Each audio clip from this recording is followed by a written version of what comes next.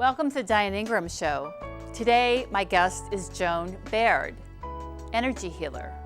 This is the fourth time Joan's been on the show, and we've watched how she's progressed. She cleaned her attic. Last time, she committed to creating a brochure and a flyer, and she came upon some obstacles with her handyman, who she had hired to come and do some work on her house and then didn't show up again. With her brochure and her flyer, she came upon some obstacles with the computer.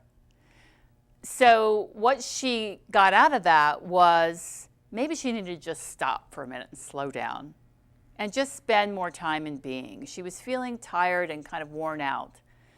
And so what she did, she took off some time from work. She had all this accrued vacation time and she took time off.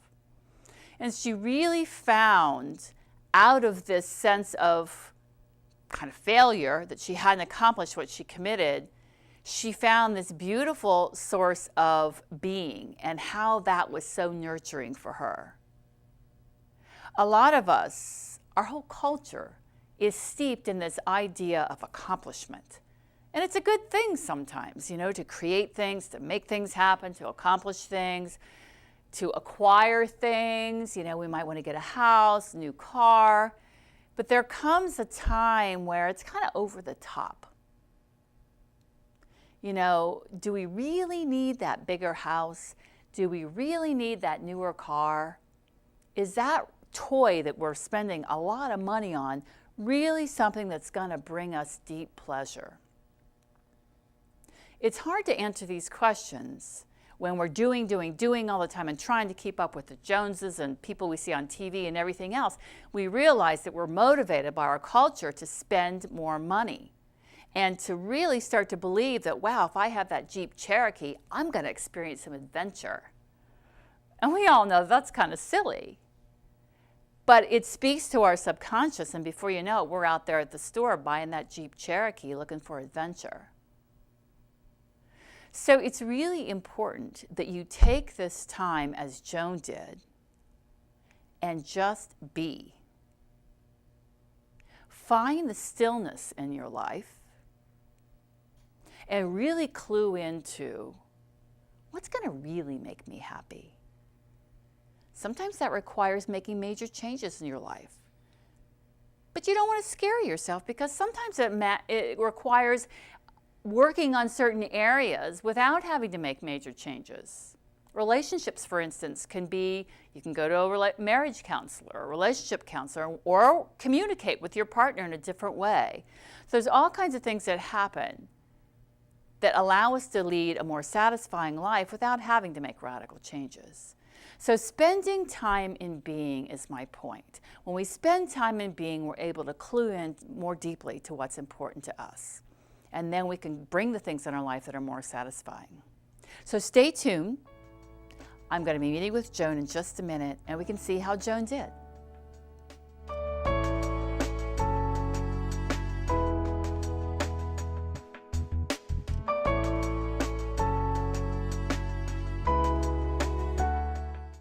Welcome back. I'm here with Joan Baird today, energy healer. Welcome back, Joan. It's good to see you again. Good to see you too, Diane. Yes, now I think this is your fourth time on the show. It is. And you've been doing all kinds of things. And the last time we met, you committed to creating a brochure and a flyer, going to therapeutic yoga once a week, and completing your handyman work. So I think you had some stories to tell about your handyman last time. Yes, I did. So where would you like to begin? I think I'll begin with the best first. Okay. Which is the therapeutic yoga. Mm-hmm. I have made time in my schedule. I have gone every Tuesday morning, and it's like going to an island paradise for an hour and a half. Wow. It's wonderful, and it really helps me with the rest of my day and the rest of the week. Wonderful. So now how is therapeutic yoga different from regular yoga? Well, the class, this particular class that I'm taking places a lot of emphasis on stretch, relaxing into the pose, holding it for a bit, using the breath, and also with mantra. So you're stilling the body and the mind, and it is very rejuvenating. And there's also a deep relaxation at the end. And when you come out of it, I have to be careful driving home that I'm not driving too slow and get stopped and be given a ticket for that because I'm just in another zone. But it really is wonderful. Very nice. And can you give me some qualities, ways that it impacts your life throughout the week when you do that? Balance is the first thing that comes to mind. Serenity. And yet there's a sense of strength, but it's not the kind of muscle strength. It's a kind of being strength, a kind of a core strength. Nice. So it's really lovely. I'm trying to figure out a way that I can fit in. There's 2 more therapeutic classes. If I could do 2 more of those classes a week, plus the one I'm doing, plus the other 2 classes I take, it would be almost every day. I would be in heaven. But again, my work schedule. So little by little. It took me a year to do this. But it sounds like you don't have any commitment issues about this. Not at all. Not at all. Yeah. So on Monday, I start thinking, oh, Tuesday's coming, you know. Wonderful. Yeah. Wonderful. Okay, so there you are. Check that one off the list. Yes. Now, what else would you like to talk about? Well, the brochure and the flyer, you were gracious enough to come and help me. I am very technologically challenged, shall we say, with a computer, and you were able to help me create a wonderful business card and something I'd never heard of before, a rack card. And it really turned out lovely. I've been handing them out. I've gotten lots of positive feedback from many people about them.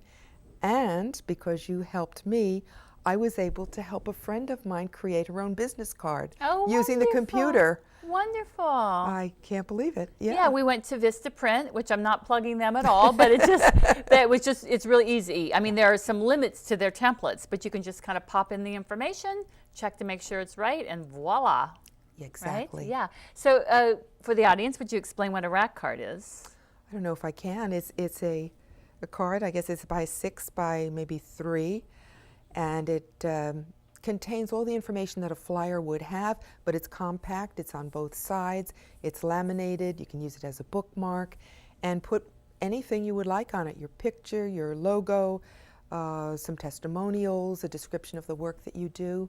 I think I don't need a brochure with that. Wonderful. I think it takes its place. Yeah, I think you described that very well. It's kind of what people are doing these days, rack cards as opposed to brochures. Brochures can have a lot more information than people actually usually read, and also they can be very expensive to print up. But these are fairly simple to do. And yes, people can ideally stick them in a book and use them for a bookmark, and suddenly they'll find you when they need you in there.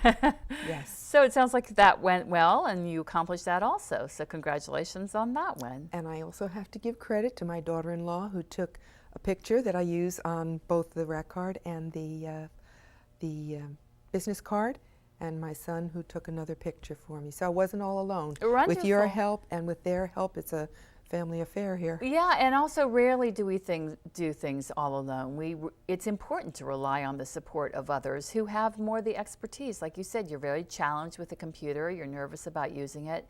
And so with the help of others, you can get more comfortable with that.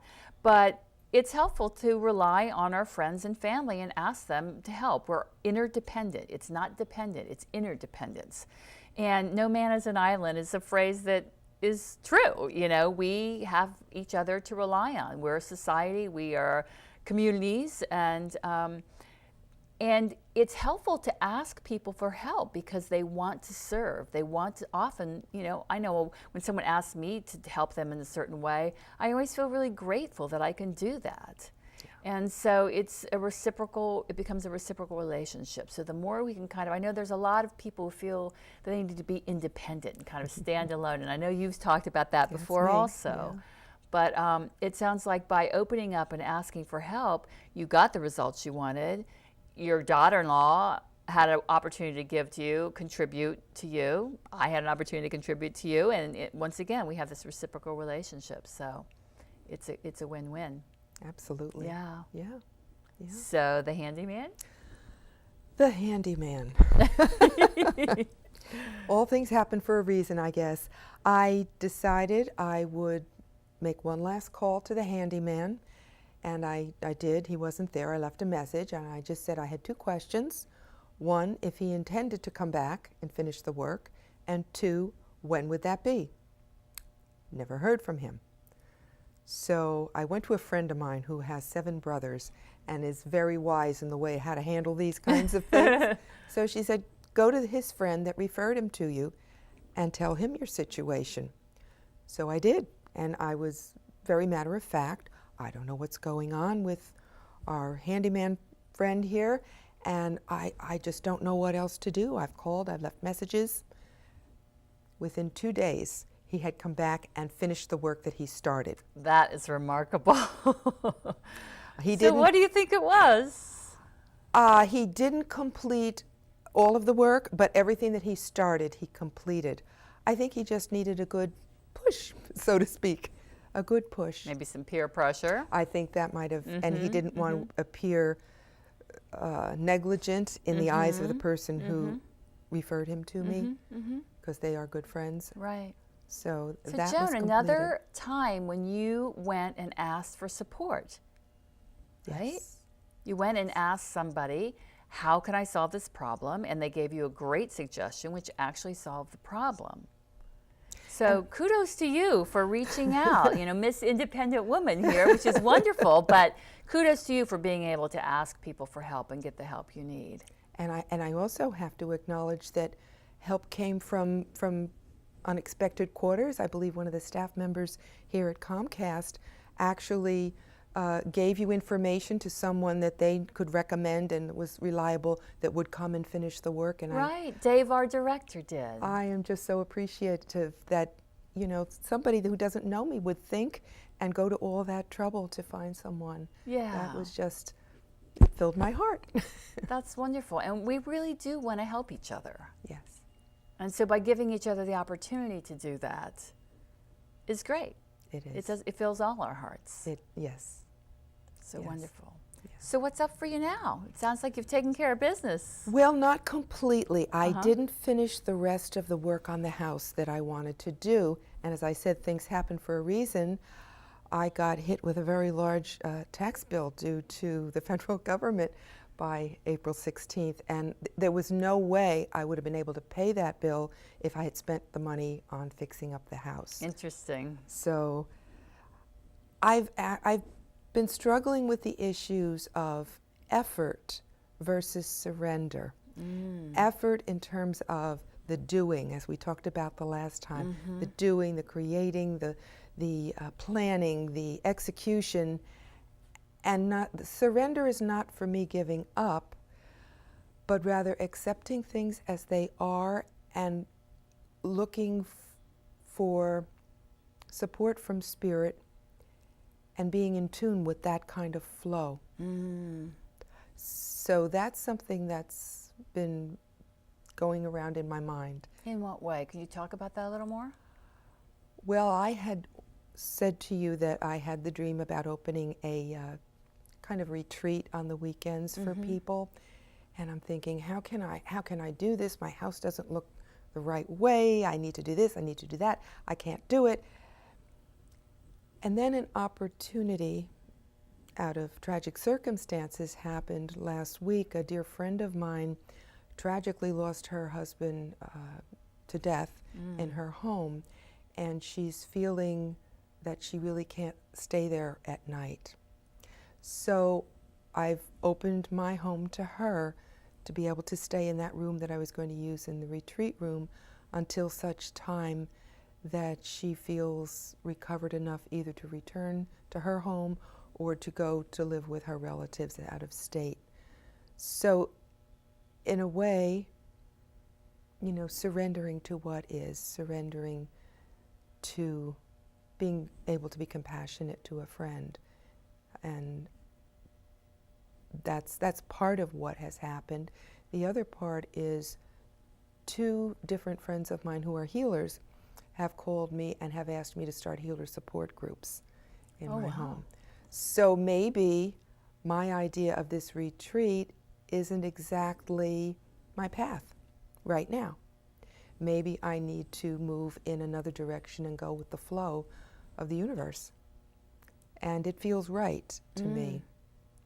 So I think that rather than pushing myself and pressuring myself, you have to do this other piece, maybe I need to just relax and go with what is coming up in my life.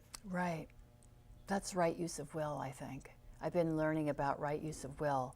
And a lot of us were raised to believe that willpower was about pushing ahead, getting an idea and willing it through, like, and meaning pushing, hell or high water. And right use of will, I'm coming to understand, is more like accepting what is here now. And out of that kind of comes this what's next thing. And balancing what's here now with what it is we want to create in a more gentle, flowing way, rather than kind of pushing it through, because some things are not meant to be.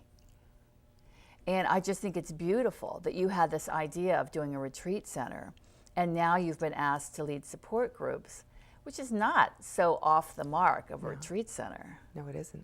But it is slightly to the side, and that you were receptive and flexible enough in your plans and not say, nope, don't want to look at that, I'm going to do a retreat center, you know? Yeah. And so when we're more receptive and flexible with our plans, one way to say this or something better, like I want to do a retreat center, but it's this or something better, then you kind of open yourself up to kind of interacting or being in co-creation with the universe. Then life flows a lot easier. We're less frustrated. Yes. And we're more fulfilled and satisfied because it is a version of what you were trying to do. Yes. And then we're open to the magic of whatever shows up in that. It is magical. Yeah. Yes. Yeah. So it's kind of approaching life with more of a curiosity. This is interesting. This is what's showing up. I wonder how this is going to unfold. That's the part of right will too, instead of this is what it's supposed to look like and I'm going to make it happen. So the energy is very different around that. Very different. It's just so much nicer to kind of approach life with this sense of, I wonder what it's going to look like, right? Yes, yes. So what a beautiful thing. So what does this look like now as far as these, do you have any idea how these support groups are going to unfold? Well, I think we're going to, the people that are involved in it live in different locations, so I think we're going to do maybe once a month, a weekend afternoon. We will get together, we'll do some meditation, some sharing of where we are in our lives, not therapy, but just a sharing, and then maybe do some healing exchanges while we're there. Wonderful. And I think it will be very nourishing for everybody. Very nice. No very pressure. Nice. Yeah. Just a really enriching time for all of us healers to be together. Very nice. Because we've known each other for years. Yes. Great. Yes. What is it you would like to commit to doing? Now, I didn't even ask if you wanted to come on the show again. I guess this is the universe flowing along.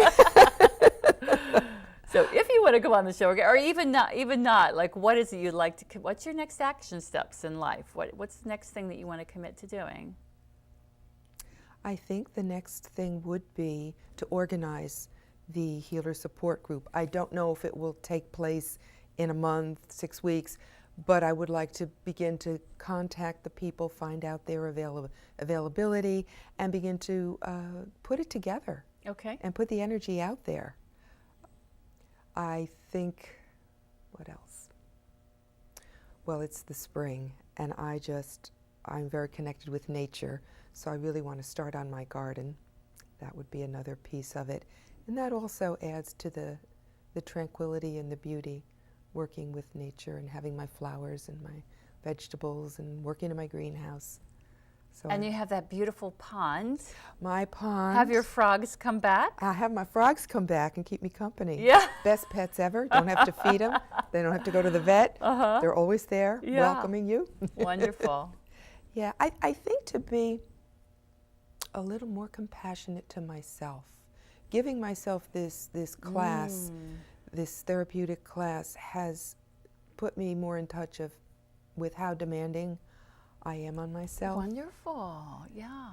If all possible, and I don't know if this will happen, I would love to cut back a little bit more on my first job, come July. I don't know if I can do it financially speaking, but it is a long-term goal, even just to cut back another morning, and then I can go to another yoga class. I'm much better in the morning. By the night, I've had it. Well, very exciting, and I look forward to you coming back on the show, hopefully, and hearing how it's going. Thank you so much, Joan. It was great to be with you. Good to be with you. Yeah. Stay tuned for the rest of the show.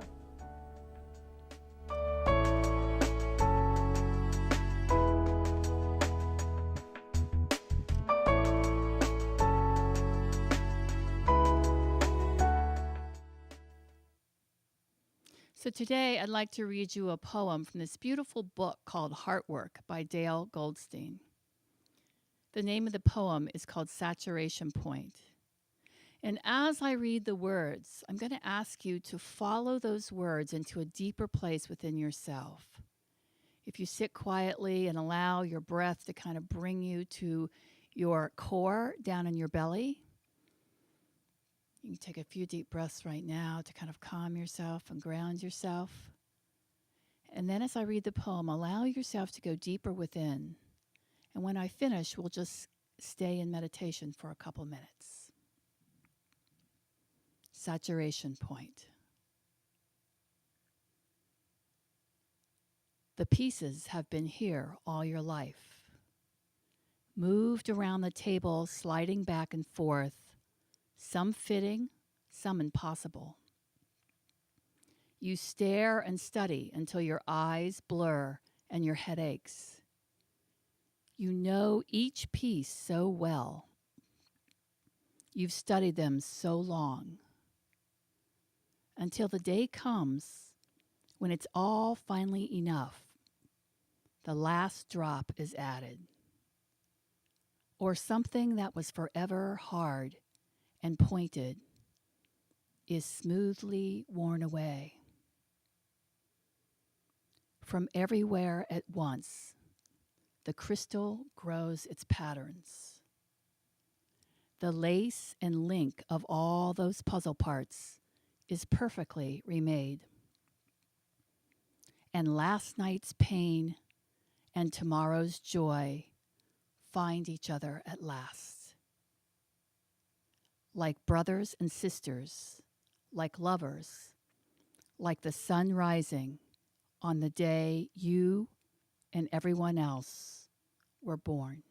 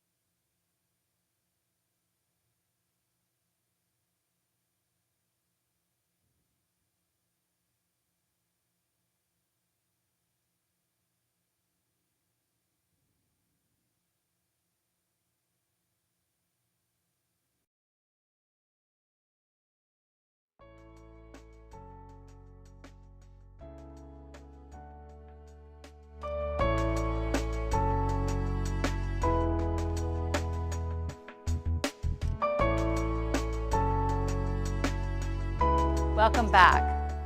We were talking with Joan earlier, and 3 of the things she committed to was organizing a support group, spending more time in her garden, and being more compassionate with herself. And it's the compassionate with herself that I want to talk about for just a minute. What she talked about from last time is she found support to create the brochure that she was trying to create her business cards. She even figured out a way to get her handyman to come back and finish the work by asking for support.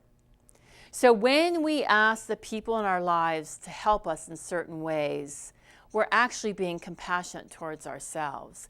We're asking for others to give us what we need in order to make our lives easier. We often have plenty of compassion for everyone around us. We feel bad for this person going through that, and we help them in whatever way we can. We lend our ear to the suffering friend. We go help volunteer on a school project that needs extra hands.